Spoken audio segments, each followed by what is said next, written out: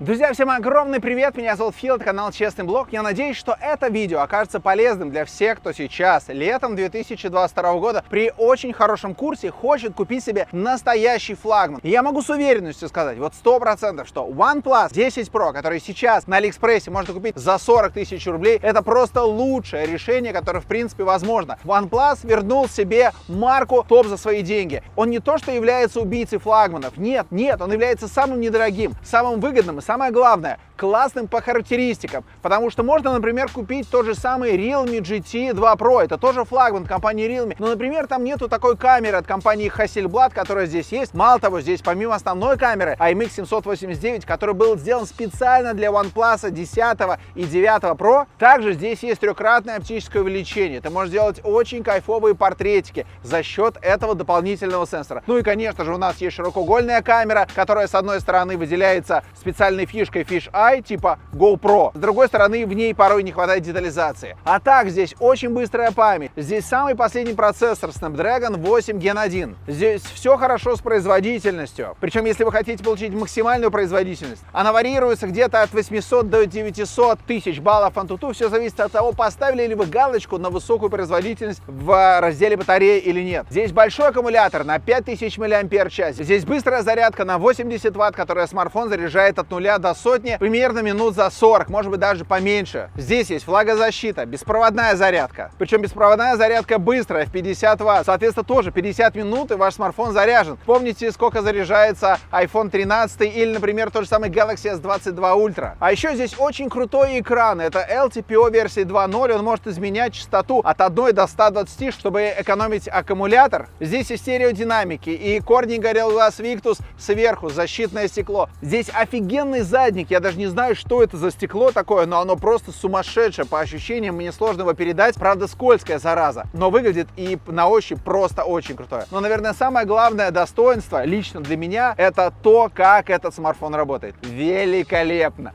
Просто он летает. Он настолько четко, классно отрабатывает анимации, он настолько здорово работает с виброоткликом. Здесь ведь специальный Taptic Engine, который дает очень жирные и прикольные постукивания, когда ты общаешься со смартфоном. Постукивание, имея в виду виброотклик. Тут, конечно же, есть фирменный OnePlus-iPhone переключатель режимов. Звук, вибро, беззвучный. И я могу на 100% сказать, и я это уже говорил неоднократно, тот опыт использования, который ты получаешь, когда пользуешься OnePlus, его на самом деле ни с чем не сравнить. Самое плавное, кайфовое взаимодействие со смартфоном. Я бы сказал так. Да, конечно же, этот смартфон не без косяков и без каких-то темных пятен на солнце, но у кого не бывает. Но я могу точно сказать, за 40 тысяч рублей круче аппарат сейчас просто не купить. И так как этот смартфон выходил уже полгода назад, и полгода назад, кстати, стоил он совсем других денег, а сейчас 40 тысяч, я хочу вам рассказать о всех плюсах и минусах, которые я смог выявить для себя за время использования этого смартфона. В общем, если вы хотели сделать классную покупку, посмотрите это видео. Меня зовут Фил, это канал Честный Блог. Погнали!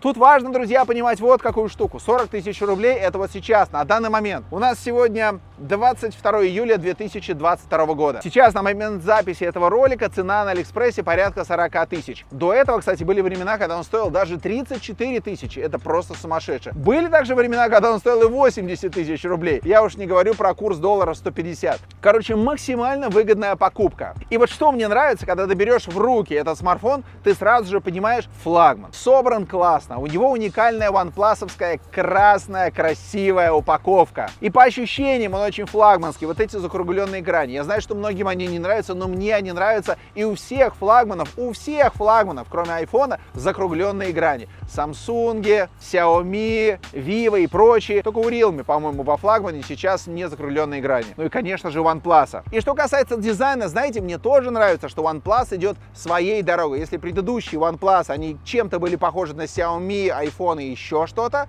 то этот OnePlus уникальный. Здесь вот сзади такая большая, красивая конфорка, состоящая из 4 частей, одна из которых это вспышка, и 3 другие это камеры. Смартфон выглядит уникально, интересно, массивно, потому что смотришь на эти камеры и думаешь, что наверняка они фотографируют здорово, а если ты еще понимаешь, что надпись Hasselblad что-то означает, так это вообще огонь. Так что за дизайн этого смартфона зачет. Экран очень круто работает и под любыми углами выглядит хорошо, и яркости у него 500 нит в обычном режиме, увеличениями, а при попадании солнца яркость поднимается до 800 нит, а если вы смотрите HDR-контент, до 1300 нит. Конечно же, HDR10+, 1 миллиард цветов, 120 Гц, причем я уже говорил, это матрица LTPO версии 2.0, то есть у нас изменяется вот эта герцовка от 1 до 120. Тут, конечно же, есть доля маркетинга, и очень вообще сложно получить здесь 1 Гц обещанный. Да и, честно говоря, не во всех приложениях он отрабатывает 120 Гц, например, есть часть Google приложений, в которых у тебя нету этих 120 Гц, ты смотришь и видишь, что они не отображаются. Но сам по себе экран очень классный, диагональ 6,7 дюймов, 525 точек на дюйм, сверху все покрыто Corning Gorilla Glass Victus, сзади у нас тоже стекло, это Corning Gorilla Glass 5-го поколения. Важный момент, друзья, в том, как вы носите смартфон, потому что если вы, не дай бог, носите смартфон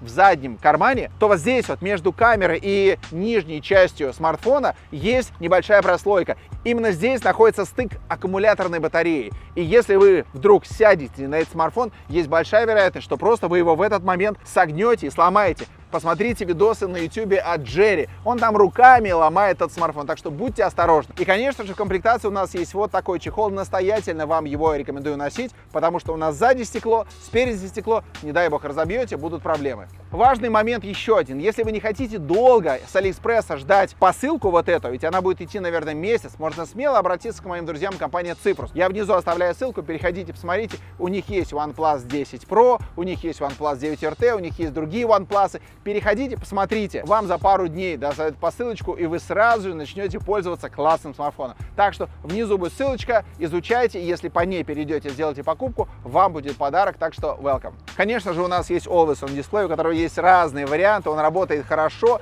и очень круто работает сканер отпечатка пальцев. К нему тоже вопросов никаких нет, он срабатывает практически моментально, и разблокировка по лицу работает тоже очень быстро. Порой даже не знаешь, что работает быстрее. Ну и, конечно же, мне очень нравится, как он лежит в руке, потому что, с одной стороны, это такая лопата, но с другой стороны, такая, знаете, не очень большая лопата. Он и не очень толстый, 8,6 мм толщина, и не тяжелый, 201 грамм. Для сравнения, например, iPhone и Samsung это 230 граммов, да, ультраверсия, а здесь 201, как средний бюджетник. Что касается виброотдачи, здесь вообще есть отдельная графа, посвященная вибро, и тут даже есть специальный демо-ролик, который очень прикольно демонстрирует, как ваш смартфон может вибрировать. То есть у нас по экрану показываются разные шарики, которые двигаются, крутятся, и у тебя есть ощущение, что этот шарик перемещается по самому телефону. То есть таким образом работает вибро, что ты чувствуешь, как шарик сверху вниз перемещается и потом ударяется о стенку. Это очень прикольно. Такая же подобная вибрация есть еще и на Xiaomi 12 Pro. Там тоже очень круто сделана вибро. Карточки памяти нет, так же как нету здесь и инфракрасного порта, и 3,5 мм джека. По памяти в целом все нормально. 8/128 минимальный вариант. Лучше, конечно же, взять 8/256. Все-таки в современном мире, когда вы, не дай бог, снимаете 4К, 128 гигабайт памяти маловато. А так 8/256, есть еще 12/256, и самый классный это 12/512. У нас самая быстрая память LPDDR5 и, конечно же, быстрый накопитель UFS 3.1. В AnTuTu, как я уже говорил, смартфон выдает примерно 800-900 тысяч баллов, и если вы хотите получить максимальную производительность, то вам нужно зайти в раздел батарея, расширенные настройки, и вот здесь у нас наверху есть режим высокой производительности. Нажимайте его, если хотите, чтобы ваш смартфон посильнее нагрелся,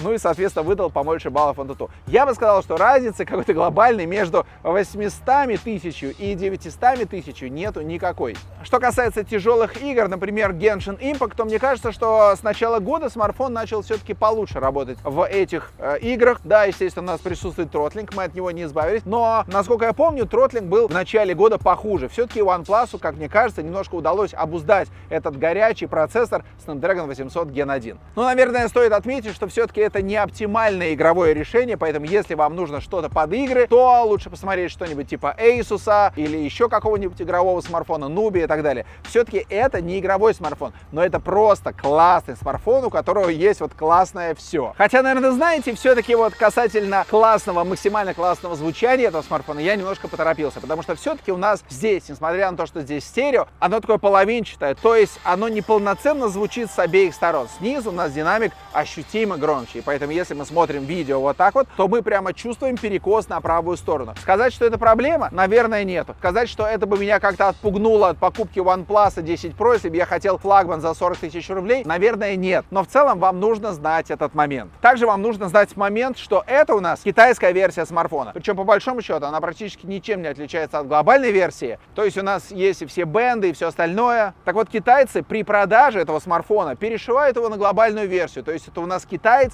с глобальной прошивкой. И здесь у нас стоит уже не ColorOS, который идет в китайской версии, а OxygenOS. Многие люди испокон веков пользования OnePlus'ами любят OxygenOS. Я за себя могу сказать, что мне больше нравится ColorOS. Мне нравится, как он настраивается, мне нравится то количество настроек, которые есть в ColorOS. Это очень оптимизированная система, и она работает действительно интересно. OxygenOS как будто бы немножечко более такой, менее гибкий, что ли, я бы сказал так. То есть те моменты, которые я могу решить в ColorOS, я их не могу решить в Oxygen. Понятное дело, что это прямо минимальные моменты, там работа по иконкам и так далее, но они есть. Поэтому это лично мои придирки. В основном все люди, которые пользовались всегда OnePlus'ами, они говорят, что OxygenOS это One Love. И, естественно, за счет того, что у нас стоит здесь 12 Android, у нас также есть возможность расширять память. То есть здесь 8 гигабайт памяти плюс 5 дополнительно. На эти 5 гигов особенно рассчитывать не надо, это просто некая виртуальная память, но так или иначе есть и хорошо. Хотя я еще раз напомню, что чем больше приложений у вас висит в вашей памяти, даже виртуальной, тем больше они расходуют аккумулятор. Кстати, что касается аккумулятора и как он работает. Первое время, когда я пользовался смартфоном, мне, честно говоря, не очень нравилось, как он работает. Мне не очень нравилось, сколько выдавал аккумулятор, потому что это было в районе 4-4,5 часов. Я напомню, что у нас здесь аккумулятор на 5000 мА,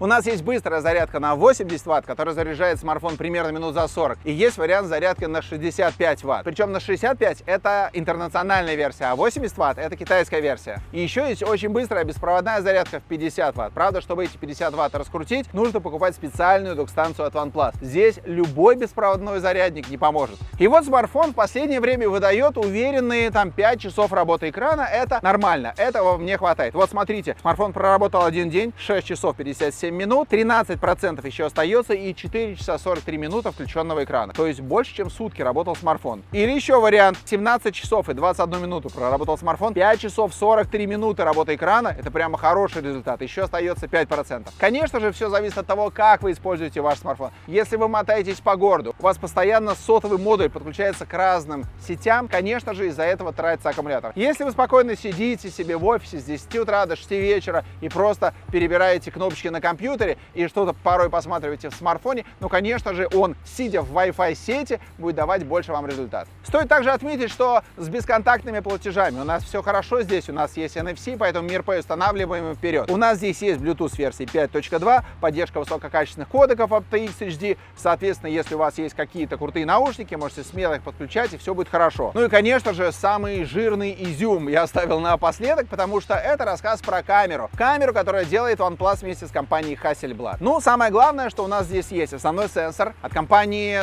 Sony IMX789. Он сделан исключительно для OnePlus'ов, причем он был на 9 Pro и на 10 Pro. Ну, на 10 Pro его, естественно, немножко проапгрейдили. 789, 48 мегапикселей, апертура 1.8. Там есть лазерный автофокус, есть оптическая стабилизация, с этим все хорошо. Также у нас есть телевичок, который делает увеличение в 3,3 раза. Он на 8 мегапикселей, апертура 2.4. К сожалению, на нем нет оптической стабилизации. И еще есть у нас ультраширокий модуль на 50 мегапикселей, причем у него есть специальный режим Fish Eye, который может раскрываться на 150 градусов. Я могу сказать, что эти фотографии в основном можно использовать только по фану, потому что в глобальном смысле они никому не нужны. Но иметь такую возможность, типа сделать фотографию вот такую, ну вот прикольно. И видео можно снимать в 8К 24 кадра в секунду, есть 4К 30, 60 и 120 кадров в секунду. Также Full HD можно снимать в максимум 240 кадров в секунду. Ну а фронтальная камера у нас на 32 мегапикселя, апертура 2.2, и здесь можно снимать только Full HD 30 кадров в секунду. Что же интересного нам сулит вот эта надпись Hasselblad, которая гордо высвечивается на корпусе этого смартфона? Ну, на самом деле, по большому счету, это специальные режимы, специальные фильтры, специальные настройки камеры, чтобы она выдавала картинку вот такую, какой нравится Hasselblad.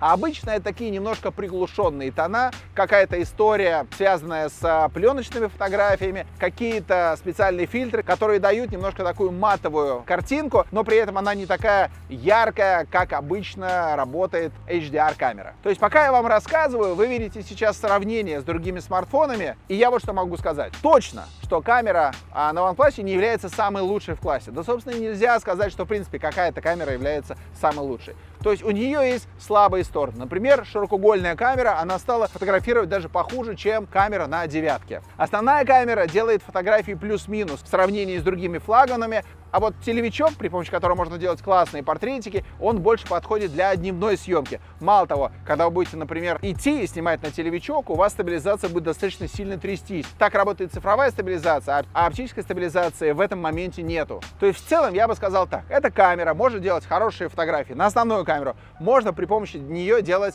хорошие, приятные портретики. И широкоугольная камера тоже нормальная. Не аховая, нормальная. Видео снимает тоже хорошо, если снимаем на основную камеру, оптическая стабилизация работает отлично. Не лучшая камера в классе, но за 40 тысяч рублей с учетом всех остальных моментов, которые есть в этом смартфоне, совершенно адекватно для этой цены. Мало того, за 40 тысяч рублей вы не найдете другого телефона, у которого есть как минимум телевичок, портретный телевичок. То есть ни Realme, ни Xiaomi, ни все остальные, ни у кого нет. Но можно только взять, например, Galaxy S21 Fan Edition. Это у нас, соответственно, Samsung, там есть трехкратное оптическое увеличение, там хорошая камера, но сам S21 Fan Edition, я вот здесь делал про него рассказ, посмотрите обязательно, он является больше таким предфлагманом, потому что у него очень простенький внешний вид, пластик и все остальное, нету вообще никакого ощущения премиума. Здесь ты берешь смартфон и понимаешь, над ним старались. В общем, друзья, я еще раз повторяю вам, что за 40 тысяч рублей, ну, не найти сейчас другого оптимального флагмана, который можно купить вот сейчас, летом 2022 года. И я для себя точно сделал бы выбор в пользу этого смартфона. Если бы у меня были 60 тысяч рублей, тогда, может быть, я подумал бы и над Pixel 6 Pro. Если бы у меня было еще больше денег, я, может быть, подумал над Galaxy S21 Ultra или Galaxy S22 Ultra. 40 тысяч, вопросов вообще никаких нету. Ну а если вы не хотите покупать на Алиэкспрессе, идете к моим друзьям, компания Цифрус. У них этот смартфон немножко подороже, но зато вы его взяли, купили, у вас уже через несколько дней он лежит, вы им пользуетесь. Собственно, на этом все, друзья. Очень надеюсь, что видео оказалось для вас полезным, и вы наконец-таки нашли, куда пристроить свои денежки. Подписывайтесь на канал, здесь я рассказываю правду о гаджетах, которыми пользуюсь. Меня зовут Фил, это Честный блог. Не болейте, всем счастливо и пока.